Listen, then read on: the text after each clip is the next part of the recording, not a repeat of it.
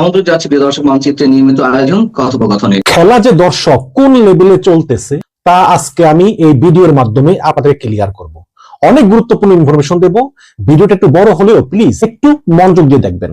আমি সাধারণত কাউকে রিকোয়েস্ট করি না, বাট আজকে রিকোয়েস্ট করলাম একটু মনোযোগ দিয়ে দেখবেন। দেখুন, হাদি হত্যা শিকার হয়েছে 12ই ডিসেম্বর এবং ফয়সাল করিম ও আলমগীর শেখ নামে দুইজনকে অভিযুক্ত করা হয়েছে, যেই দুইজন হত্যাকাণ্ডের পরপরই ভারতে পালিয়ে গিয়েছে। পুলিশের তদন্তে আমরা জানতে পারলাম যে ভারতে অবস্থানরত আওয়ামী লীগের পলাতক কিছু নেতা এর সঙ্গে জড়িত।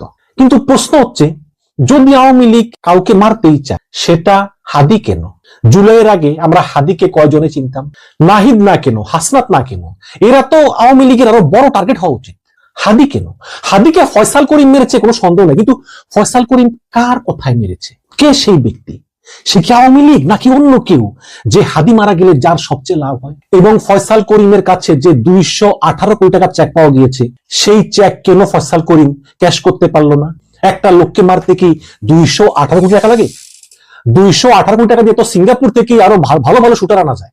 এই 218 কোটি টাকা দিয়ে তো আরো অনেকজনকে মারা যায়। এই সব রহস্যের সমাধান হয়তো কখনোই হবে না। কিন্তু এখন প্রশ্ন হচ্ছে যে হঠাৎ করে এই হাদির বিচারের দাবিতে কেন আজকে এই ইনকিলাব মঞ্চ যমুনার সামনে আসলো? দেখুন, ইউনূস সরকার হাদি হত্যাকাণ্ডের বিচারের জন্য যা যা করার দরকার করেছে। শুটার ফয়সাল করিম ভারতে পালিয়ে গিয়েছে, ভারত স্বীকারই করতেছে না যে পালাইছে। এখন ইউনূস কি করবে? ইউনূস কি ভারতের সঙ্গে যুদ্ধ করবে? পারবে না তো। শেখ হাসিনার বিচার এত তড়িৎ গতিতে হয়েছে, তারপরেও 1 বছর 1 মাসের মতো সময় লাগছে রায় ঘোষণা করতে। একটা প্রসেস তো আছে। তারপরেও এই হাদি হত্যাকাণ্ডের বিচারের দাবিতে দিনের পর দিন তারা শাহবাগ দখল করে রেখেছে। সরকার কিচ্ছু বলে নেই। আরে বাংলাদেশে তো আর অনেক খুন হয় না? যার যা সে বোঝে। হাদি মারা গেছে, হাদির পরিবার কষ্ট পায়, অন্য মারা গেলে তার পরিবার কষ্ট পায় না? পায় তো। এখন যখন হাদির ভাইকে স্কিল্ড ওয়ার্কার না হওয়া সত্ত্বেও তাকে যুক্তরাজ্যের বার্মিংহাম দূতাবাসে চাকরি দিয়ে পাঠালো, হাদির বউকে 1 কোটি টাকা ক্যাশ আর 1 কোটি টাকার ফ্ল্যাট দিল, তখনও তারা বলে নাই যে আমরা ফ্ল্যাট নিব না, আমরা বিচার চাই। সেটা তো বলে নাই, নিয়েছে কিন্তু। এখন এই যে যমুনা ঘেরাও, নির্বাচনের আর মাত্র 5 দিন বাকি আছে। এখন কি যমুনা ঘেরাও করার সময়? ইউনূস সরকার কি করতে পারতো বলেন? খুনি পালিয়ে গেছে ভারতে।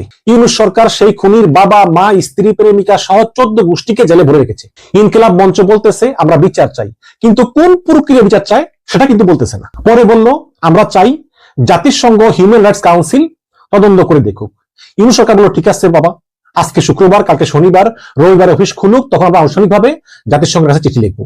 আপনি রবিবার পর্যন্ত সময় দিবেন না? সময় দেয় নাই কিন্তু। সেই হাদি মারা গেল, হাদি মারা যাওয়ার পরে বেগম জিয়া মারা গেল, ইরানে সরকার বিরোধী আন্দোলনে বহু লোক মারা গেল, ভেনেজুয়েলা থেকে মাদুরাকে ট্রাম্প অ্যারেস্ট করে নিয়ে গেল, গঙ্গায় কত পানি গড়ালো, তারপরও হাদি প্রাসঙ্গিক আছে এবং থাকা উচিত।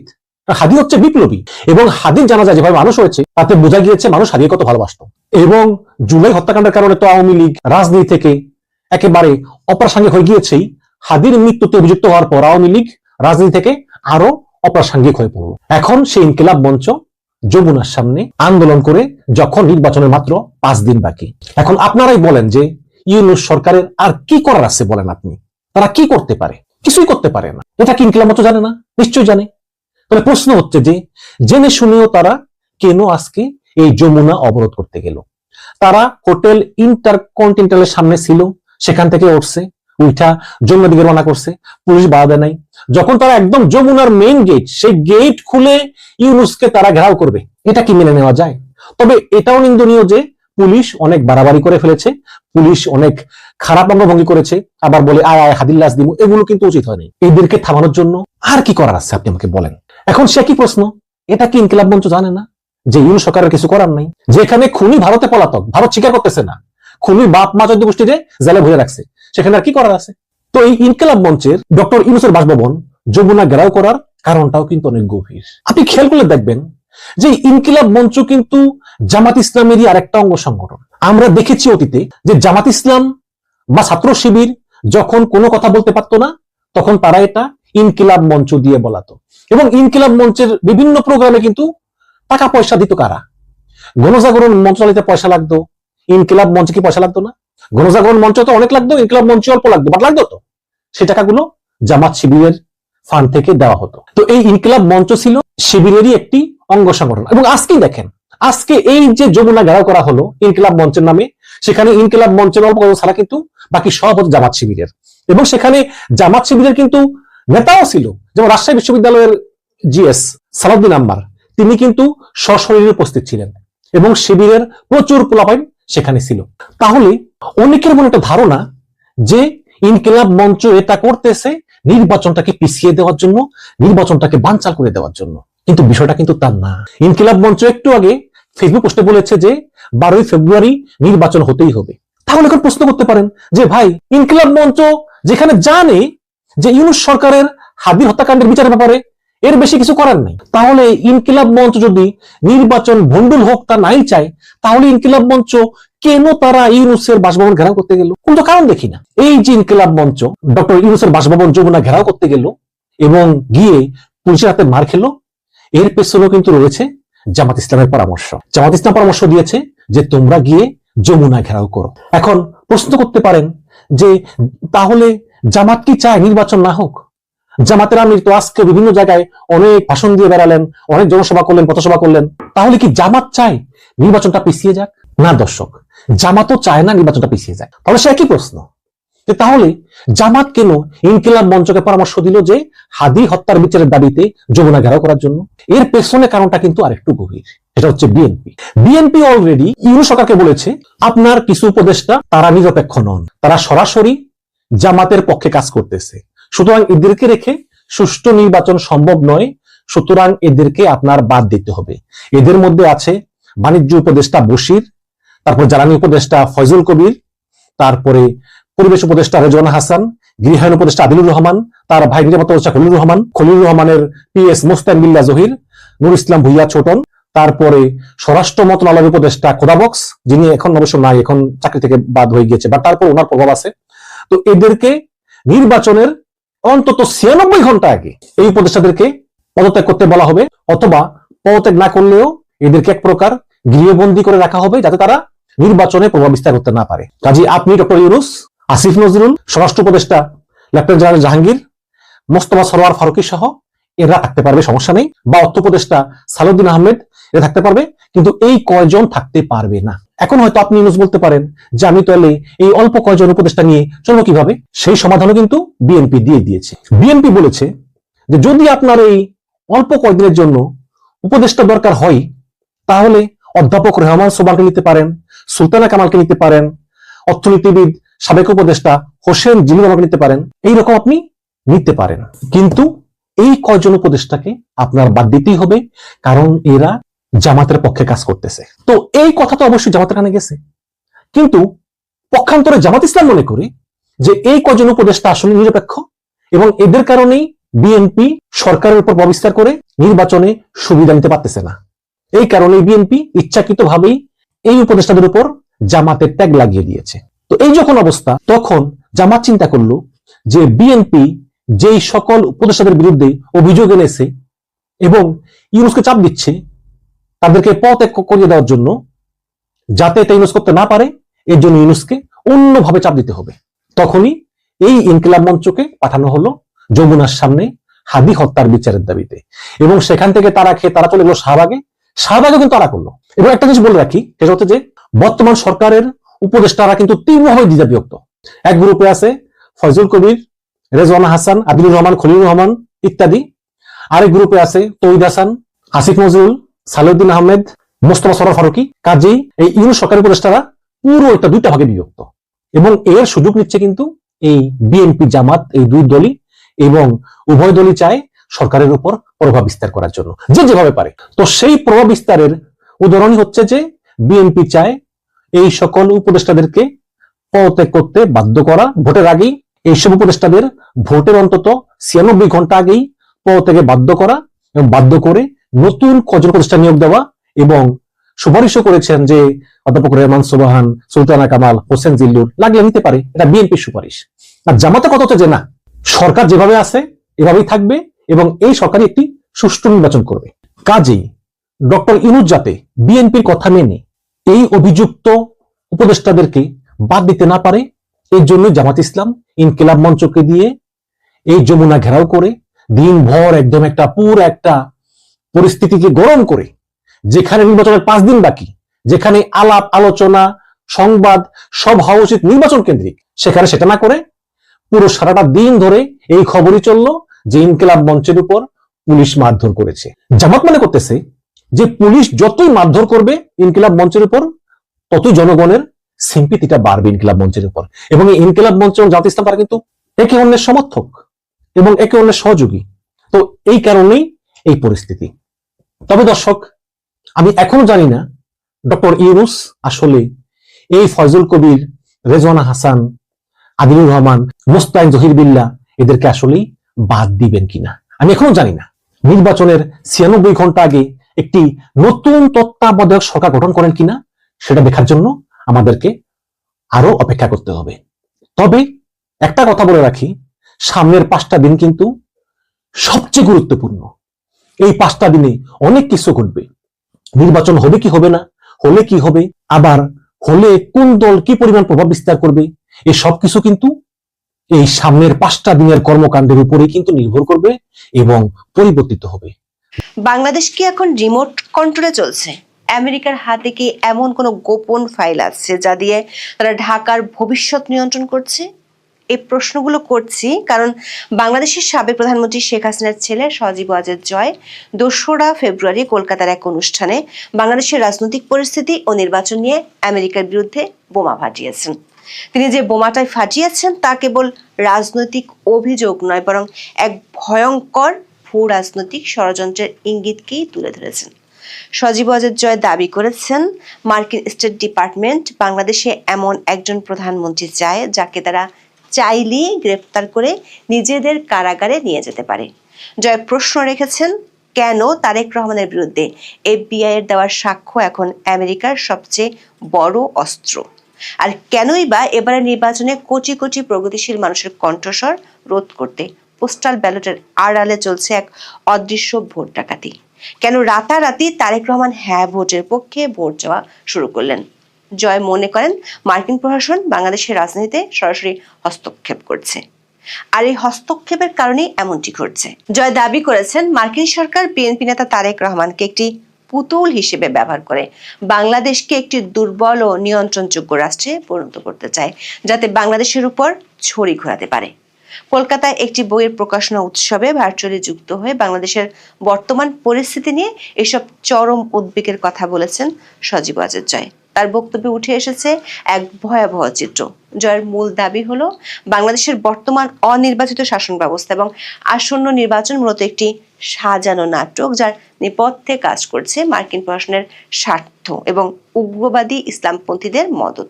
তার মতে এই একতরফা ক্ষমতা দখলের নীল নকশা যদি আন্তর্জাতিক সম্প্রদায় এখনই না থামায়, তাহলে বাংলাদেশ একটি উগ্রবাদী রাষ্ট্রে পরিণত হওয়ার শেষ প্রান্তে পৌঁছে যাবে। প্রশ্ন হলো, কেন হঠাৎ করে সংসদ নির্বাচনের মাত্র 10 দিন আগে নির্বাচন, পোস্টাল ভোটের কারচুপি, বিএনপি ও যুক্তরাষ্ট্রের তলে তলে সম্পর্কের কথা টেনে এনে বোমা ফাটলেন মিস্টার জয়, যেখানে নানা মহল থেকে গুঞ্জন আছে বিএনপির সাথে ভারতের গোপন সমঝোতা হয়ে গেছে? বিস্তারিত জানতে চলুন যাওয়া যাক বিশ্লেষণে।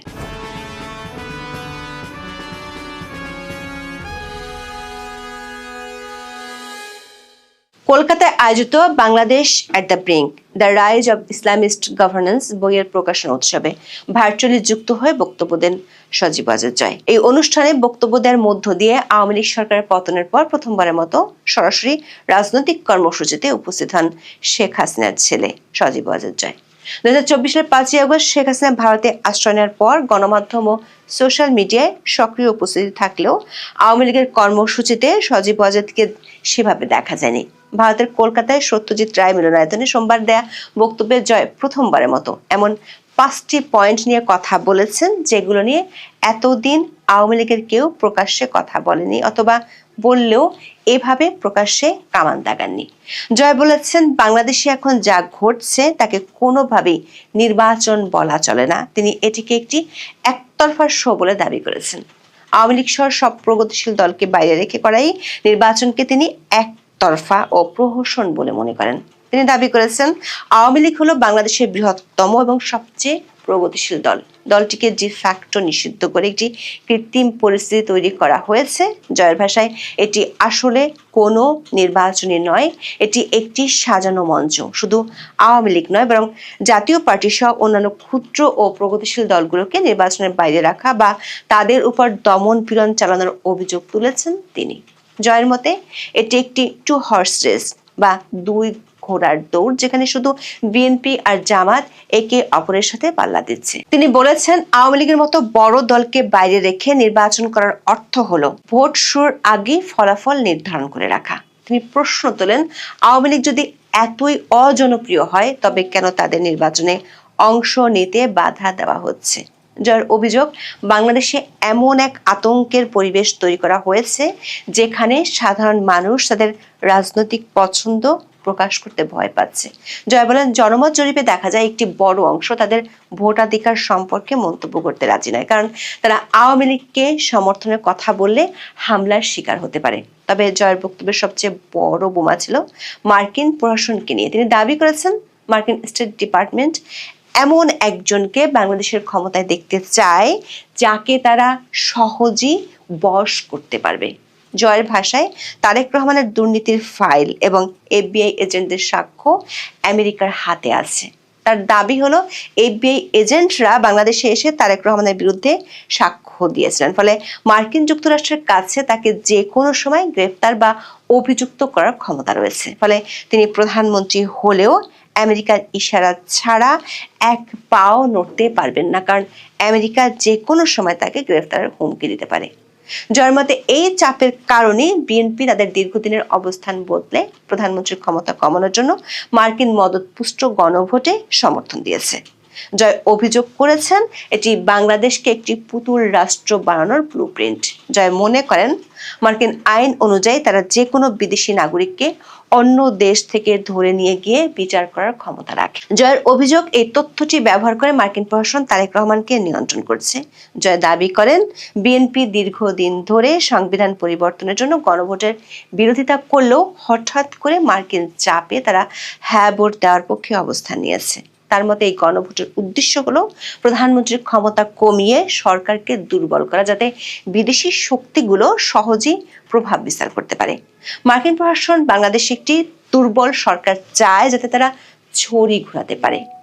আর যুক্তরাষ্ট্রের ইচ্ছাতেই বিএনপি গণভোটে হ্যাঁ বলার জন্য ইউ-টার্ন নিয়েছে, এমন অভিযোগের তীর তারেক রহমানের দিকে ছুড়ে দিয়েছেন সজীব ওয়াজেদ জয়।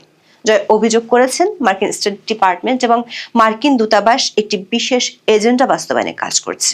সজীব ওয়াজেদ জয় অত্যন্ত কড়া ভাষায় বর্তমান সরকারকে ইসলামপন্থী সরকার হিসেবে চিহ্নিত করেছেন। তার মতে এই সরকারের মূল ভিত্তি হলো উগ্রবাদী শক্তি।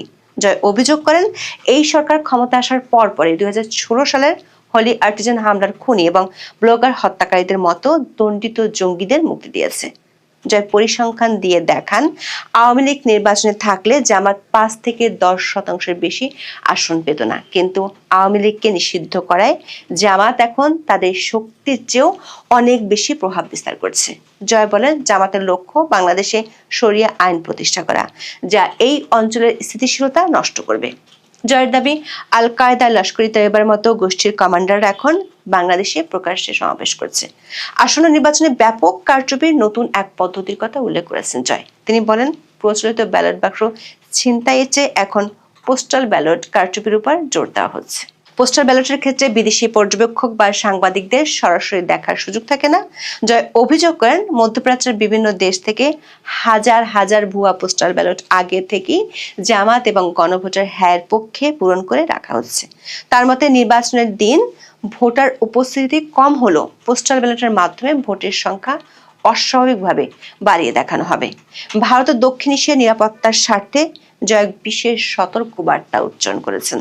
তিনি মনে করেন বাংলাদেশে উগ্রবাদের উত্থান সরাসরি ভারতের পূর্ব সীমান্তের জন্য হুমকি হয়ে দাঁড়াবে। জয়ের ভাষ্য অনুযায়ী গত 17 বছর আওয়ামী লীগ ক্ষমতায় থাকায় ভারতের উত্তর পূর্বাঞ্চল নিরাপদ ছিল, কিন্তু এখন জামাত ও পাকিস্তান বাংলাদেশে মুক্তভাবে কাজ করার সুযোগ পাবে, যা ভারতের জন্য গুরুতর নিরাপত্তার ঝুঁকি তৈরি করবে। সজীব ওয়াজেদ জয়ের বক্তব্যের শেষ পর্যায়ে ছিল আন্তর্জাতিক সম্প্রদায়ের কাছে একটি জোরালো আবেদন। তিনি বলেন যে নির্বাচনের আর মাত্র কয়েকদিন বাকি এবং এখনই যদি বিশ্ববাসী এই সাজানো নির্বাচনের বিরুদ্ধে কথা না বলে তবে বাংলাদেশ অন্তত আগামী 5 থেকে 10 বছরের জন্য উগ্রবাদের অন্ধকারে তলিয়ে যাবে। তিনি বলেছেন এটি কেবল আওয়ামী লীগের বিষয় নয় বরং বাংলাদেশের প্রগতিশীলতা এবং আঞ্চলিক নিরাপত্তার বিষয়। জয় বলেন যদি আপনারা এই নাটকটি চলতে দেন তবে আপনারা একটি সাজানো সরকার পেতে যাচ্ছেন এবং এরপর বাংলাদেশের কি হবে তা অস্পষ্ট। সজীব ওয়াজেদ জয়ের দাবি যদি এই নির্বাচনকে প্রতিহত করা না যায় তবে বাংলাদেশ এক দীর্ঘস্থায়ী অন্ধকার ও অস্থিতিশীলতার যুগে প্রবেশ করবে। জয় আরো দাবি করেছেন আওয়ামী লীগকে নির্বাচনের বাইরে রাখা মানে কেবল একটি দলকে দূরে রাখা নয় বরং কোটি কোটি প্রগতিশীল ভোটারের কণ্ঠস্বর রুদ্ধ করা, যা শেষ পর্যন্ত বাংলাদেশকে একটি ব্যর্থ রাষ্ট্রে পরিণত করতে পারে। দর্শক, কিছুদিন ধরে নানা মহলে গুঞ্জন চলছিল জয় কিংবা আওয়ামী লীগের সাথে বিএনপি কিংবা তারেক রহমানের গোপন আঁতাত হয়েছে। জামাত ইসলামী এবং সরকারি কিংস পার্টি এনসিপি নেতারা অভিযোগ করেছেন বিএনপির সাথে ভারতের একটি গোপন সমঝোতা হয়েছে। কয়েকদিন আগে ওয়াশিংটন পোস্টে প্রকাশিত এক রিপোর্টে বলা হয়েছিল ঢাকায় মার্কিন কর্মকর্তারা জামাত ইসলামীকে ক্ষমতায় দেখতে চান, কিন্তু 2 ফেব্রুয়ারি প্রথমবারের মতো আওয়ামী লীগের শীর্ষস্থানীয় কারো পক্ষ থেকে অভিযোগ করা হলো বিএনপির সাথে আতাত ভারতের নয়, চলছে আমেরিকার। একটি দুর্বল সরকার প্রতিষ্ঠার মাধ্যমে জামাত ইসলামীকে শক্তিশালী করার একটি চক্রান্ত চলছে বলে জয় অভিযোগ করেছেন। বাংলাদেশের অন্তর্বর্তী সরকার একটি শক্তিশালী পক্ষ দেশে যে একটি দুর্বল সরকার প্রতিষ্ঠা করতে চায় সেটি এরই মধ্যে অনেক বিশ্লেষক অভিযোগ করেছেন। জয় পোস্টাল ভোট সহ নির্বাচন নিয়ে যেসব অভিযোগ করেছেন সেগুলো খুবই পরিষ্কার। নির্বাচনের 10 দিন আগে জয়ের এমন অভিযোগ কি সামনের দিনগুলোর কোনো ইঙ্গিত দিচ্ছে? মাত্র 10 দিন আগে আন্তর্জাতিক সম্প্রদায়ের কাছে তিনি কেন এমন ভয়াবহ অভিযোগগুলো তুলে ধরলেন? আবার অনুষ্ঠানটি কলকাতায় হয়েছে, সেখানে তিনি বাংলায় বক্তব্য না দিয়ে ইংরেজিতে বক্তব্য দিলেন কি সত্যিকার অর্থে আন্তর্জাতিক মহলে বার্তা দেওয়ার জন্য? বিশেষ করে বাংলাদেশকে ঘিরে মার্কিন বিরোধী যে পরাশক্তিগুলো আছে তাদের কাছে কি কোনো বার্তা দিতে চাইলেন? সেটি যদি সত্যি হয় তাহলে বাংলাদেশকে ঘিরে দক্ষিণ এশিয়ার রাজনীতি কি পাল্টে যাচ্ছে? এখন এই পর্যন্ত। সবাই ভালো থাকুন, সুস্থ থাকুন, নিরাপদে থাকুন। দেখা হবে আগামী